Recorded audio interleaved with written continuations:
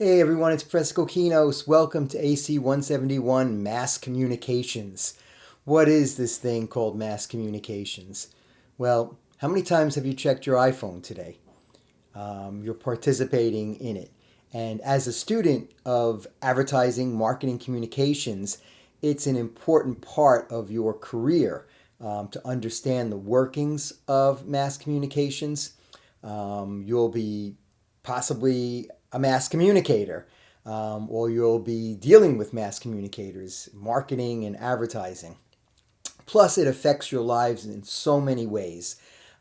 You get all your news, your information, your cultural identity from mass communication sources. Entertainment. Have you done any binge watching recently?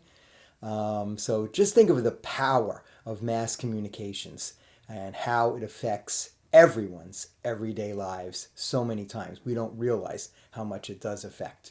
So by maximizing your understanding of it, I think you will be able to really also optimize your career possibilities and be able to secure that dream job. And that's why you're here at FIT, I'm sure. So this slideshow is adapted from the textbook, your textbook, so please make sure you do the reading. I'm only giving you a brief summary here, and the reading goes into much more depth and will enhance your understanding much greater. Obviously, I'm also giving you chapter quizzes, so it's a good idea, obviously, to do the reading. So let's take a look at this slideshow and see what we got.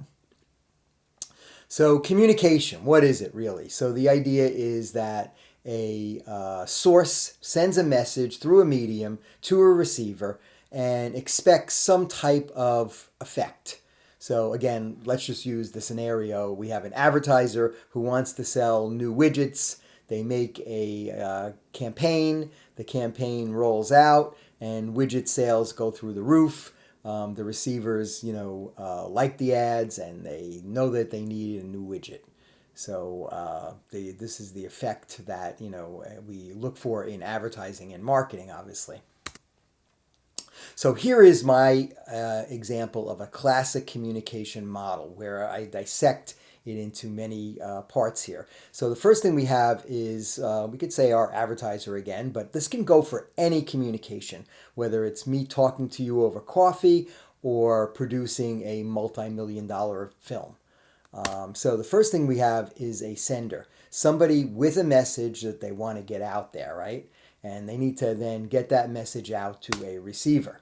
Now, it's a good idea to know who that receiver is and, things like their demographics, who they are, psychographics, how they think, and, what they buy, where they shop, all those kind of things would be related to, our kind of position as marketers. So the next thing is our message. So our message is buy widgets or I like this coffee, and it rides on some type of media or medium. I mean, medium is the singular, media is the plural. So the media might be the spoken word. It might be body language, when you taste the coffee and you love it. It might be the internet. It might be live television. Okay, so we have lots of different channels of communication that these messages can ride on. And sometimes in a campaign, you might do multiple channels, right? Because you want to hit people in different ways. So you might see a billboard for widgets, you hear a radio commercial for widgets, you see it on television, and there's lots of different channels in that campaign. So what else do you think goes in here? So the idea that we've talked about demographics and psychographics, right? So this receiver has a kind of sphere of experience, right? Who they are, their age, what language they speak, their level of income, their level of education, all those kind of things fit in here where we are looking at their overall realm of experience. So we need to research that, right? We need to know who they are to reach them. So our sender has to have a similar kind of realm of experience, and that intersection is where we're going to actually meet them. So for instance, right now I'm speaking to you in English. Hopefully that intersects, that you understand English. Okay, and the idea is that I want to communicate something to you about the topic. I need to encode that communication into the words that I'm speaking. And hopefully they make sense. It's not just blah, blah, blah gibberish, right? And the idea is that then you will hear it, and in your mind, your brain will decode what I'm saying to get that message across. Okay, so encoding is this process where we use some type of maybe symbol system like text or speech or other kind of conventions in the media that help us to communicate something. Now, obviously, if I have, I'm talking to, let's say, a group of preschoolers, I'm going to use different language than I'm talking to graduate students, right? So the idea of how I'm going to actually position this message and encode it a lot of times depends on who I'm intending the message for, my target audience. Okay, so that's our shared experience there. The next thing is this idea of noise. There's two types of noise, I think. One is, I start using words that you don't understand. So that might be an example of semantic noise. So, you haven't read the chapter, and that might be noise too, right? So I use some terms that I think you should understand because I told you to read the chapter, but you didn't read it, so now you don't really understand what I'm talking about. So that's one type of noise. Let's say we're watching a television commercial and the titles are too small. That might be another example of noise. That might be, controllable by the producer. In the production values of the commercial, we should have made the type larger so that people could read it when it was on the screen.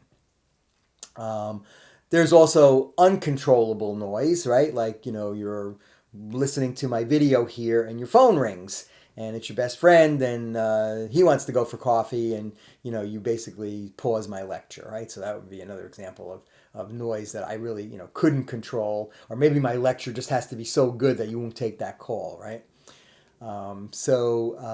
Different types of noise, and as a communicator, you want to think about how you're going to reduce that noise as much as possible. So for instance, if I start doing the lecture like this, and maybe mumbling a little bit, that might be an example of noise. But if I have good eye contact with you, and I speak very clearly, then it's going to discount or minimize that noise.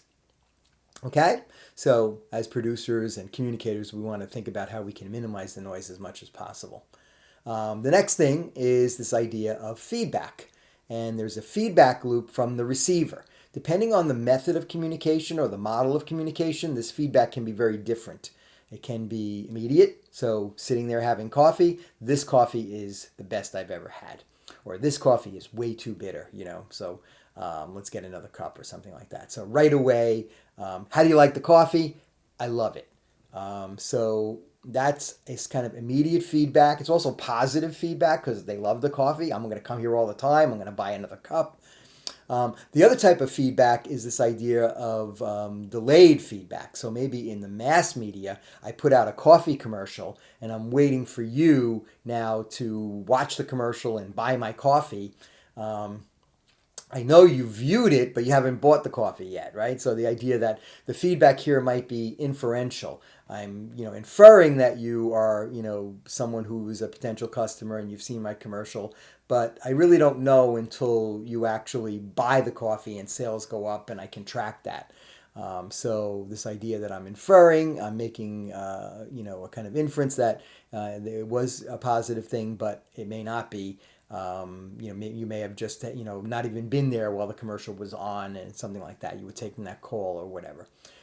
So this type of mass media type feedback is often delayed as opposed to, speaking face to face to someone. So this is going to be delayed too, right? You might have a question about what I'm talking about. I won't know that question for a while. But if we were in a face-to-face classroom and you said, hey, Professor Cokkinos, could you re-explain this idea of shared experience? I would do it right away. Right? So there's a difference between the kind of length of time that feedback is going to come through.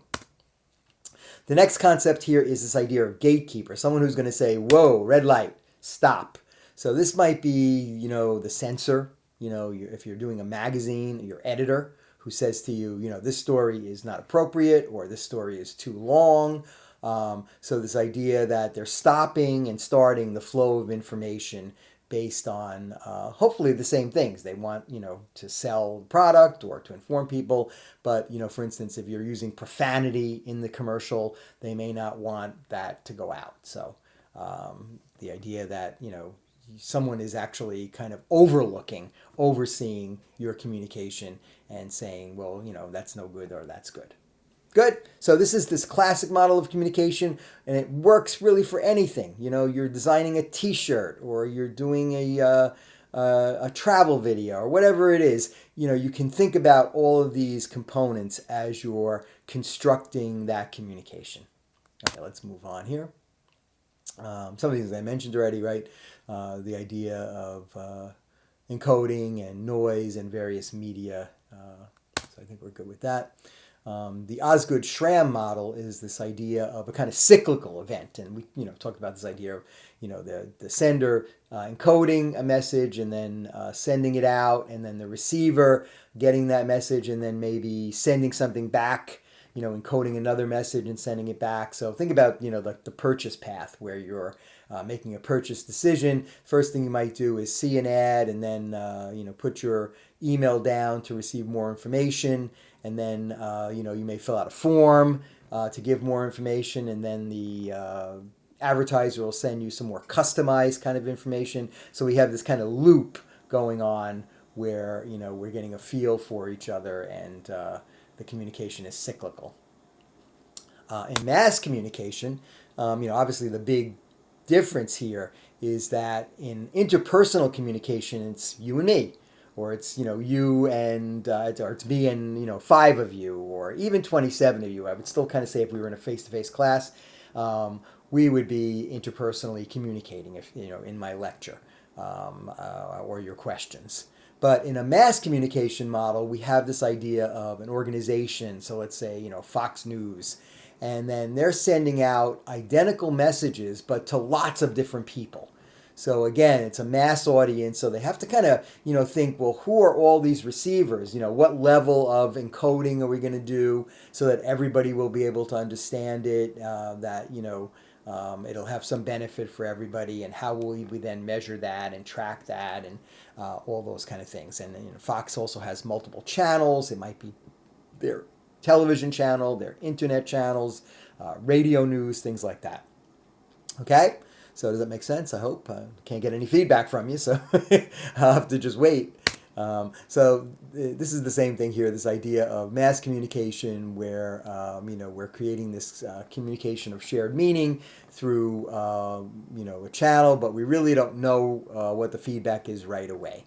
So again, you can look at your YouTube channel and see that you got a lot of hits, but you really don't know if people, were really watching intently, or if they would convert and actually make a purchase decision or something like that. Okay. So here's another, I think we kind of already reviewed it a little bit, this idea of the difference between interpersonal communication, one-on-one or one on a few, and mass communication, where, it's kind of one message going out to many people. Could be between a large organization, maybe, President Biden does a speech or something like that, right? So two major differences here. And you can't avoid the fact that communication affects culture. Think about it like this. Who's your favorite band? Is there a culture built around that band? When you go to see them live at a show, there's merch, right? There's certain, kind of band speak, maybe. You'll talk about some of their lyrics and their songs, and, there's a whole kind of culture built around, this genre, this band or whatever. So a lot of our culture is learned through mass communications, right? You're watching a movie that has a mom and dad raising a baby, and you get some messages from that. You may not be aware that you're even getting those messages about how to raise kids, and what it's like, and it's this idea of nurturing and teaching kids, or whatever it is. So this idea of culture. Okay, so culture obviously is something that is, you know, constructing your life, right? So certain cultures won't intermix, you know, as much with other cultures. There's storytelling that goes on in a culture, right? You know, all kinds of fables and things like that, morals and values that are built into a culture. Food, certainly, I'm a big foodie, so food is definitely built into a culture, and just the idea of sitting at a table and you know, having dinner with the family and having a discussion, this idea of culture, right? So guidelines for living, you know, this idea of how culture really shapes your image and who you are. So there's a mainstream culture, right? You know, here in New York City, mainstream culture. But there's lots of satellite cultures too. So you might have, for instance, a bounded culture, like you go down to Chinatown, maybe you want to, you know, get some interesting Asian products, some food, and you know, you can see that that culture is very bounded in a certain area, and people there, you know, are comfortable with speaking their own language and you know, having certain cultural norms and communications. It might also divide them from the main culture, right? So it kind of isolates them, and so that might not be a great thing, but in a way it keeps their traditions up too. So it's kind of a, you know, a trade-off. So, you know, our stories help define our culture and shape who we are. You know, I kind of already went over that, and the idea of being a professional communicator, no matter what medium you're using, is to do it ethically, right? To do it in a wise fashion where you're, you know, being truthful, you're establishing values, and you know, because I mean, people may buy something from you once, but then if they find out that, you know, you're a charlatan or a shyster or whatever, they're not going to continue to buy from you, right? But you know, let's say you have a brand that you're loyal to, like Nike, you know, because you really like their products, you like their advertisements, you are happy with their customer service, all those kind of things are kind of built into that. Okay, so the kind of interaction that you might have with a brand based on their communication with you through the media or even personally when you walk into a retail store, right?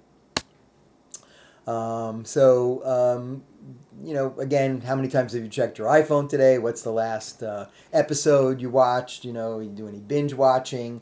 So, you know, you can see how it affects our everyday lives. There's a couple of concepts here. One is the role of technology. So think about, you know, what this was like before the internet. I wouldn't be doing this, right? I wouldn't be sending you this. You wouldn't be taking an online class, right? If it was before the internet or before the iPhone. You know, you had to actually pick up a newspaper to get your information, or, you know, dial up on a rotary phone or send a smoke signal or something, right? And then the role of money. Obviously, there's a lot of money behind this in lots of ways. We're trying to sell product as marketers. We're also trying to sell audiences, right? The idea that, you know, you could say something like, well, you know, you could buy the paper, the newspaper, but in the newspaper, I'm, you know, showing you advertisements. So I can say to my advertisers, look at this great audience I'm giving you when you advertise in my newspaper. You know, so you're reaching all these, you know, great, you know, possible consumers. So, and certainly the money power thing has something to do with it too. So you might be able to afford a better iPhone, right? If you have more money, or better media, whatever. Next thing is a chart here. It's a little bit outdated from 2018. And it's interesting to see, you know, how outdated it is. So you can see the average daily minutes in 2018 for watching live TV was 250 minutes. I should really get an updated statistic, but I know it's way, way less than that. And what has risen, you know, internet and smartphone apps, you know, those things have really, you know, skyrocketed in the last 5 or 6 years, and they continue to do so. So, you know, the idea is that it's an evolving landscape. You know, the media changes, and, you know, different people will keep up with it in different ways. Okay, so the next thing is this idea of media literacy. And we talked about how it affects our culture, but the idea of just knowing, what you're watching and how literate you are. So there's a little anecdote of how the first explorers went to the Aborigine people, and they pulled out a camera or showed them a film or something like that, and the natives thought it was magic. They thought it was some type of stealing my soul or something like that. So the idea that there's a certain literacy in understanding what you're consuming in the media. We'll talk a little bit more about it. Now let's take a look at a historical view. The idea of studying history in a course like this is really important because history repeats itself. So if you can understand what happened in the past when you do your new brand or your entrepreneurial endeavor, you'll be able to learn from the mistakes of people before you and optimize on the things that they did correctly. So the father here of the mass media is Johannes Gutenberg. So Johannes was a German, I'm going to call him a printer, but before that he was looking at a wine press actually, and back in the day, the communication of books, particularly the Bible was the book in question here, had to be written by hand. So people were employed as scribes, and they would copy one book to another book. And obviously this was painstaking and a laborious and expensive process that couldn't really produce many books. So that books were, again, only for the elite who could afford such a thing. So Johannes came up with this idea of, they say the printing press, but really the printing press might have been invented in China many, many years before that. But he did come up with this idea of movable type, where instead of writing, he would place each letter. Imagine that, it's still pretty laborious, right? Placing each letter of the Bible on a plate that would then offset the ink onto the page. He would press it down, and actually he used a wine press. He put the plate on a wine press and he pressed it down onto a sheet of paper and was able to recreate an entire page.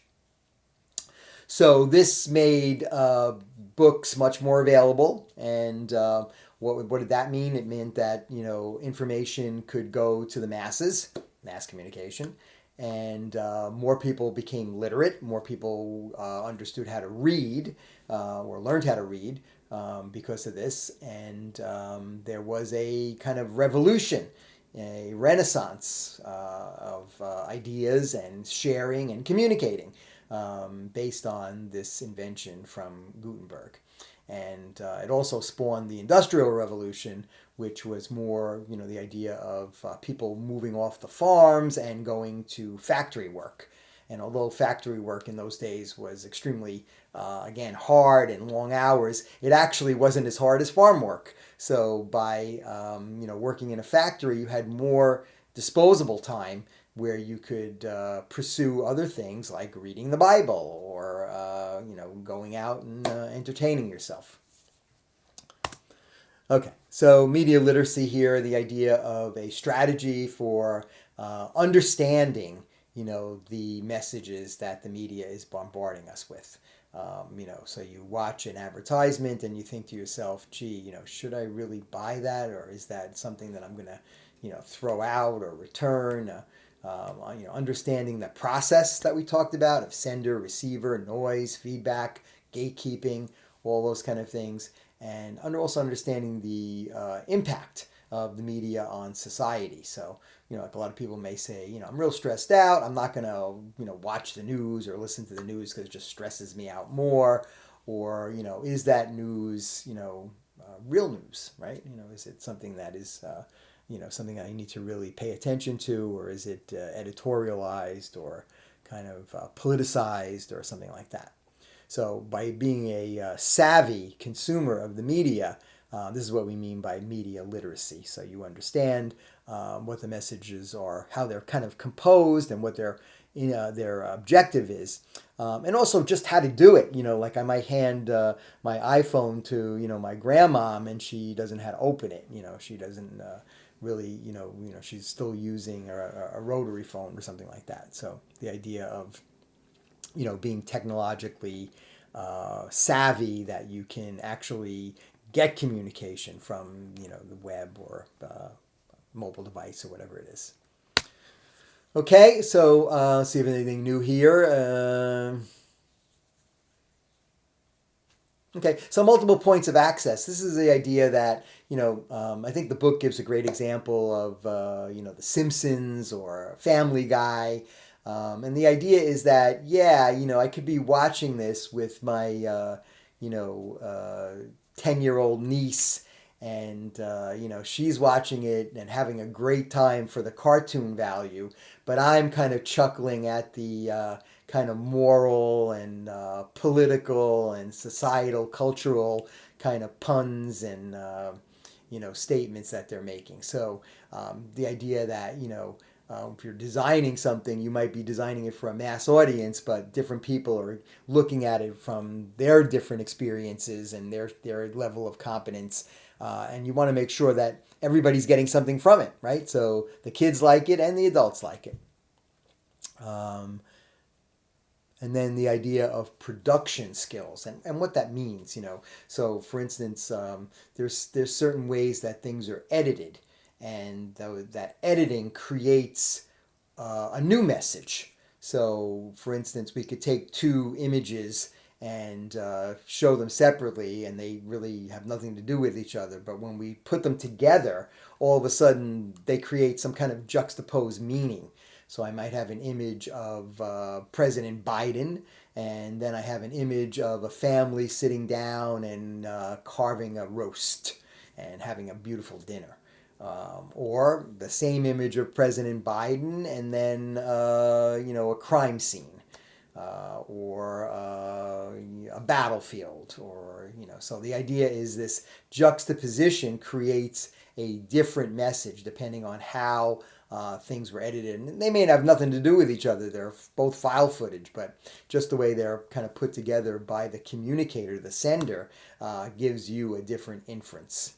Okay, so I could show McDonald's to a whole bunch of people who love fast food, and then I could show McDonald's to people who are strict vegetarians and environmentalists, and they'll certainly have a different point of view about McDonald's and their kind of ethics and values and mission for us.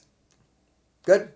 So I'm almost done, actually. I can see my last slide is coming up. And just a kind of review here. And the idea is that when you consume media, you want to be very careful about what you're consuming, right? You want to be able to, think critically about it. Obviously, consume it with your attention. So, you can't really multitask. We'll talk about that sometime later. People think they can multitask, but you really can't. You need to focus on one thing at a time. That's the way our brain is designed. So the idea of paying attention and, filtering out the noise. I was actually wrong here. The slideshow is not done. It's almost done. So this is the other thing called the third person effect. And this is the idea that, I can watch all that stuff, but it's not going to affect me. It's not going to affect my values or my ideas. And the idea is that, there's certain cultural things that are inherently built in that, kind of shape our point of view of the world. And we may not think that the media has affected us, but it really has. So things like body image, for instance, we look at, the perfect model and what they look like, and and then we look at someone who is eating an entire pizza for themselves or whatever, and we have a different view, a different idea, but you don't really know what the background is on this, so you have to really not let these overall kind of stereotypical conventions that the mass media might give you kind of shape that. Okay, and then we have this idea of genre. So various genres, right? You might like horror, for instance, or you might like comedy, or you might like news, or documentary. And each one of those genres has a certain convention to it. So, comedy might have certain conventions, like I like Saturday Night Live, the convention of a skit or a stand-up. Whereas, news has certain conventions, right? The way that the news seems very, important and immediate, and the way that a story is kind of, delivered and edited, and the clips that you see. Just again, understanding how to digest that and make sense of it, and understanding the workings of it, the internal kind of construction of it, how it was designed, how it was written, how it was shot, how it was edited, how it was delivered. All those things come into play here. So that is the end of my show, and it was a half hour, so I hope I did well. Please send me any questions or feedback that you have, and don't forget to do that reading.